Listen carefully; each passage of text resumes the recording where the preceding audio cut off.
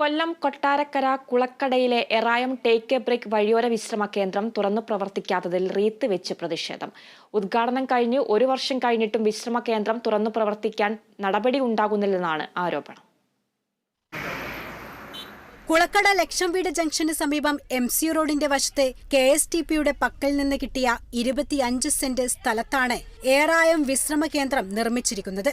52 ലക്ഷം രൂപ ചെലവഴിച്ച് കുളക്കട ഗ്രാമപഞ്ചായത്താണ് വിശ്രമ കേന്ദ്രം നിർമ്മിച്ചത്. ഉദ്ഘാടനം കഴിഞ്ഞ് 1 വർഷം കഴിഞ്ഞിട്ടും തുറന്നു പ്രവർത്തിക്കുന്നില്ലെന്നാണ് ആരോപണം.